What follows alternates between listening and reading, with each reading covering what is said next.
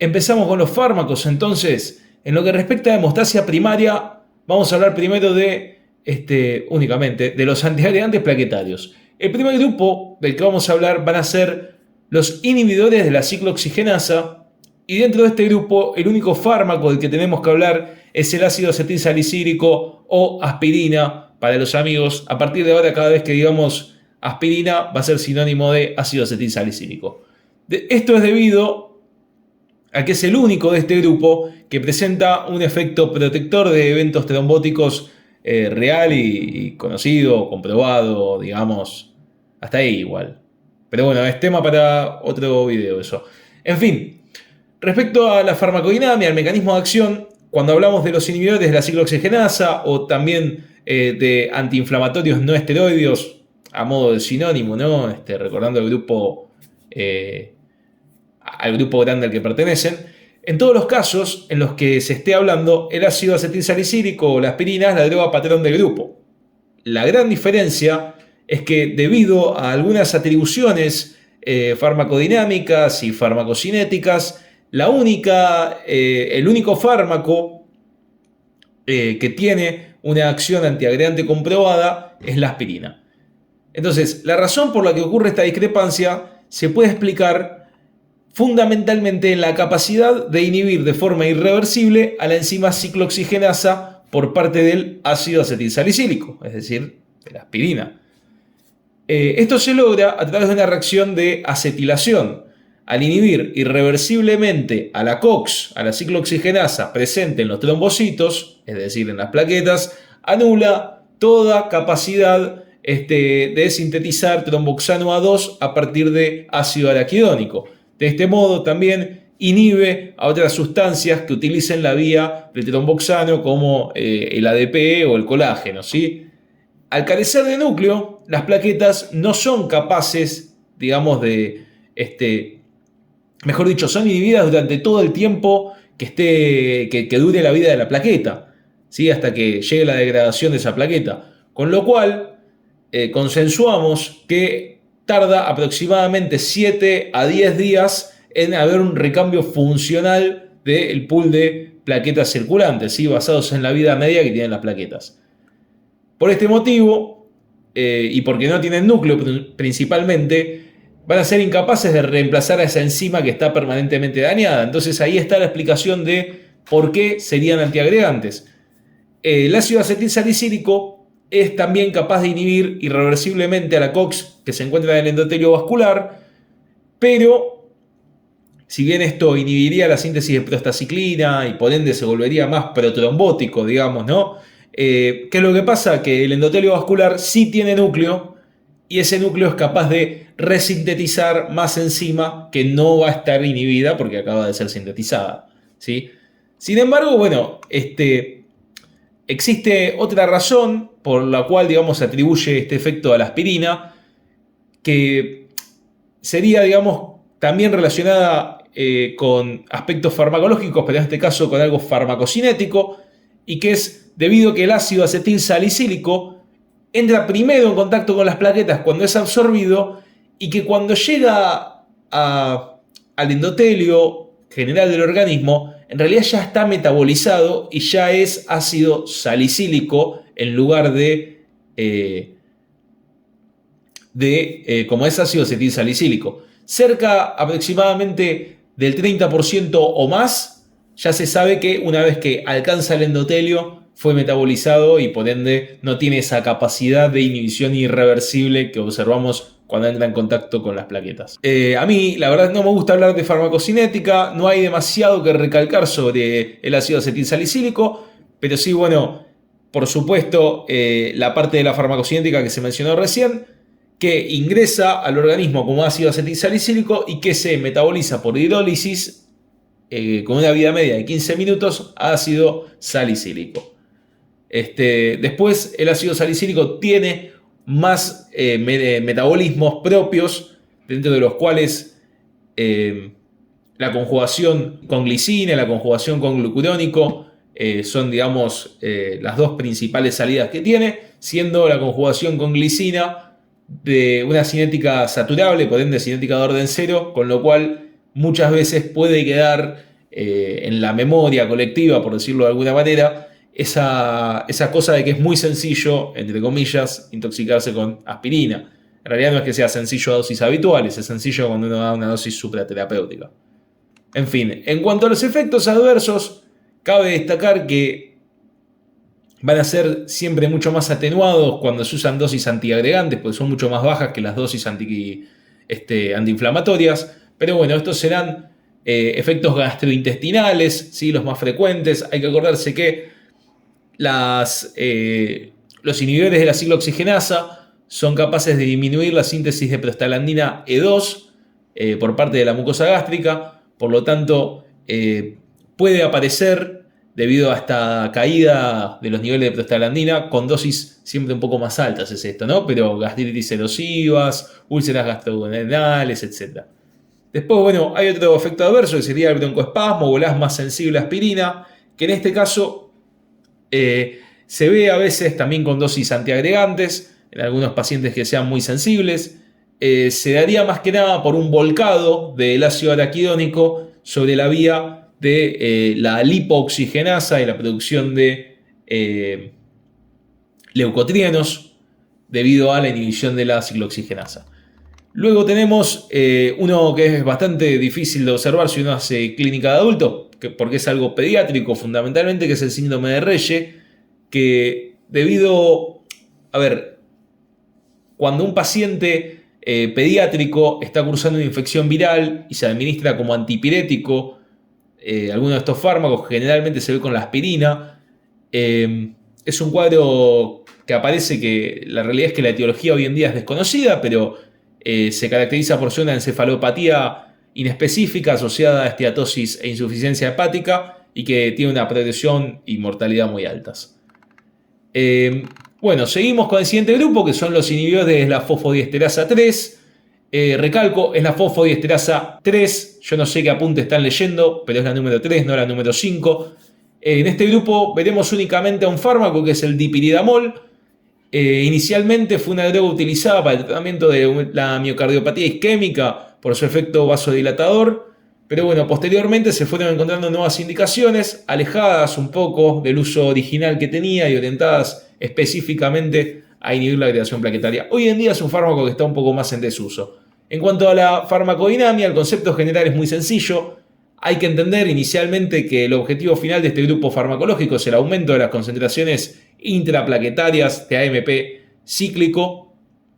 Esto se puede lograr por dos vías. Una de ellas es el aumento de la síntesis de AMP cíclico, lo cual se logra con prostaglandinas. Sin embargo, esto no sería la manera de la que actúa el dipiridamol. No importa un carajo, tómatela, te dije. La segunda vía, que acá sí es donde actúa el dipiridamol, es inhibir a aquella enzima que se va a encargar de degradar al AMP cíclico, y en este caso es la fosfodiesterasa 3. Y recuerdo la aclaración que hice antes, porque la fosfodiesterasa 5 degrada al GMP cíclico. ¿Sí? Dejen de leer apuntes, hijos de puta. Perdón. Disminuyendo la concentración intracelular de AMP cíclico. Si esta enzima es inhibida, es lógico pensar que los niveles de AMP cíclico se van a mantener elevados. Y este AMP cíclico a su vez va a disminuir los niveles de calcio dentro de las plaquetas. De ese modo va a disminuir la actividad plaquetaria. Sin embargo, este no es el único mecanismo que se postuló para explicar cómo actúa el dipiridamol. Este fármaco tiene la propiedad de aumentar los niveles plasmáticos de adenosina por disminución de la captación endotelial y eritrocitaria de esta sustancia. Se especula que este exceso de adenosina circulante sería lo que finalmente va a inhibir la actividad plaquetaria. Lo más probable es que el efecto final que se observa sea una combinación de ambos mecanismos. ¿Estamos? Si se combina con otros antiagregantes plaquetarios como la aspirina, puede potenciarse el efecto del dipiridamol. Pero bueno, aparentemente el efecto del dipiridamol en combinaciones es mayor sobre las superficies protésicas que sobre las biológicas. Así que bueno, por este motivo se suele indicar más que nada, siempre en asociación, en pacientes que tienen reemplazo valvular protésico. De farmacocinética no les voy a decir nada, lo estudian en casa. En cuanto a las indicaciones, muy brevemente hay que recordar que es un fármaco que tiene indicaciones también como antianginoso, ¿sí? Que en este momento no las vamos a charlar, Pero bueno, también esto de que puede ser utilizado en pacientes con reemplazos valvulares protésicos. Sin embargo, yo ya dije que es un fármaco que está fuertemente en desuso. Tiene unos cuantos efectos adversos, dentro de los cuales cabe destacar el dolor precordial, ¿sí? O el angor, que también, si bien puede sonar paradójico, porque uno lo piensa también desde el punto de vista de vasodilatador y de antianginoso, esto sería explicado más que nada por un robo coronario, y recordamos muy brevemente cómo es el concepto del robo coronario. Yo quiero vasodilatar una arteria, una coronaria, que es el sitio en donde está ocurriendo una isquemia o una necrosis del otro lado, y en vez de vasodilatar esa arteria que está llegando muy poca sangre, vasodilato otra arteria que a fin de cuentas me baja la presión de perfusión o la presión, digamos, de perfusión efectiva que llega en esa arteria que está dañada, y se produce un fenómeno de robo de la oferta de oxígeno, ¿sí? Lo cual empeora o evoca isquemia en el territorio que está irrigado por esa arteria que resultó dañada. Hay otros efectos adversos también, como hipotensión arterial, mialgias, gastrointestinales, etc. El siguiente grupo, que yo creo que es el grupo probablemente más importante de los antiagregantes, son las tienopiridinas. Las tienopiridinas son inhibidores de la agregación plaquetaria por la vía del ADP. Existen otros fármacos que comparten similitudes en el mecanismo de acción, pero que, por sutiles diferencias farmacodinámicas, se deberían ver de forma separada. Yo igual acá medio que los puse todos juntos, ¿sí? Pero bueno, las tienopiridinas como tales son el clopidogrel, la droga patrón del grupo sería, ¿sí? La ticlodipina y el prasugrel. En cuanto a los que mencioné recién, que deberían ponerse en un grupo aparte, pero que son muy parecidos, la fundamental es el ticagrelor, y la principal diferencia que tienen en realidad es que la inhibición que presentan sobre el receptor específico, que es el P2Y12, es de tipo reversible, cuando la inhibición que hacen las tienopiridinas es de tipo irreversible. Básicamente esa es la gran diferencia que hay. Entonces, cuando les pregunten cuál es el mecanismo de acción o cuál es la farmacodinámica de las tienopiridinas, del clopidogrel, del prasugrel, etc., tal como lo dije recién, son fármacos que actúan bloqueando el receptor P2Y12 de ADP en la superficie plaquetaria. ¿Cómo es este bloqueo? Es irreversible. Este receptor se encuentra acoplado a una proteína GI, por lo tanto la activación de esa proteína suele desencadenar la reducción de niveles de AMP cíclico intracelulares o intraplaquetarios, mejor dicho, con posterior estímulo de que se exteriorice la glicoproteína 2B3A. Entonces, la activación de este receptor pone en marcha los procesos de movilización de calcio dentro del trombocito que van a dar lugar a la degranulación, ¿sí? De forma paralela a esto que acabamos de mencionar del AMP cíclico. Es lógico pensar entonces que al inhibir el sistema la agregación plaquetaria va a estar fuertemente entorpecida, ¿sí? Por lo tanto, son excelentes fármacos para antiagregar a un paciente. ¿Estamos? Estos fármacos se asocian a otras acciones, como la prolongación del tiempo de sobrevida de las plaquetas también, o la disminución de la viscosidad sanguínea. Bueno, de farmacocinética, nada, ¿sí? Es algo que hay que leerlo en casa. Finalmente, bueno, charlemos brevemente de los efectos adversos. Lo más importante siempre son los hemorrágicos.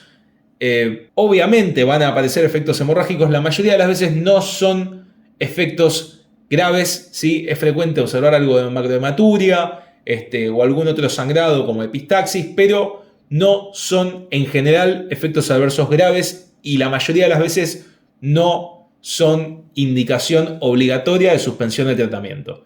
Hay otros efectos adversos, por supuesto, como aumento de transaminasas, hipersensibilidad. Hay algunos dermatológicos también, y también el ticagrelor produce con bastante frecuencia la aparición de una disnea, de aparición súbita que dura unos pocos segundos y que, si bien es bastante molesta, es totalmente inofensiva. Bueno, continuamos con el siguiente grupo, que son los antagonistas del receptor de glicoproteína 2B3A, ¿sí? De la glicoproteína, mejor dicho, 2B3A. Y bueno, recordando el repaso fisiológico que se hizo previamente, y si no lo viste, te recomiendo que lo vayas a ver, no seas pajero. El receptor 2B3A es una integrina que se encarga de ligar específicamente fibrinógeno durante el proceso de agregación plaquetaria. Esta es capaz de unirse a otras sustancias como el factor de von Willebrand, la fibronectina y la vitronectina. ¿Estamos? Todas las sustancias que se ligan a la glicoproteína 2B3A poseen, o al GP2B3A mejor dicho, para que no se confundan, poseen una secuencia característica de aminoácidos que es lisina, glicina, aspartato, y que no nos interesa demasiado porque no creo que se los vayan a preguntar en un examen de fármaco, pero bueno, se los menciono por las dudas. Entonces, el mecanismo de acción o farmacodinámica de este grupo farmacológico se reduce al propio nombre del grupo. Son fármacos que inhiben selectivamente al receptor GP2B3A, pudiendo clasificarse dependiendo del tipo de antagonismo que generen. Nuevamente, ¿sí? Están los inhibidores irreversibles o no competitivos, cuyo máximo exponente va a ser el abciximab, ¿sí? El abciximab es un fragmento de unión a antígeno, un Fab, de un anticuerpo monoclonal, ¿sí? Acuérdense que todo lo que termina en mab es monoclonal antibody, anticuerpo monoclonal, específico contra la GP2B3A. Además puede unirse al receptor de vitronectina de las plaquetas y el endotelio vascular, ¿sí? Como un plus.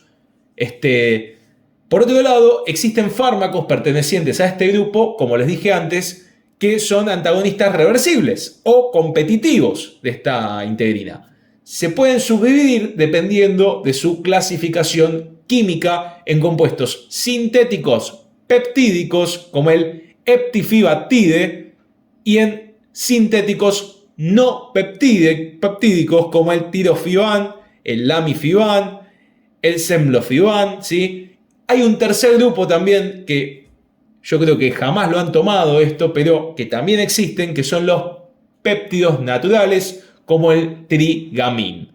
¿Quién te conoce, papá? Los más importantes de los reversibles serán el eptifibatide y el tirofiban. El último grupo, que dije que nunca lo vi tomado, no se utiliza básicamente porque tiene una muy alta respuesta inmunogénica en el paciente. Entonces es muy proclive a que aparezcan reacciones adversas de ese tipo. Sos boludo y no tenés huevo. De todos los fármacos mencionados, entonces, haciendo un resumen de este grupo, los más relevantes serían el abciximab, el eptifibatide, el tirofiban y esos tres nada más, ¿sí? El semlofiban, lo único que tiene como característica así loca para recordar es que es el único que se puede dar por vía oral. El resto se dan todos por vía endovenosa. ¿Estamos? El resto de la farmacocinética se lee en casa.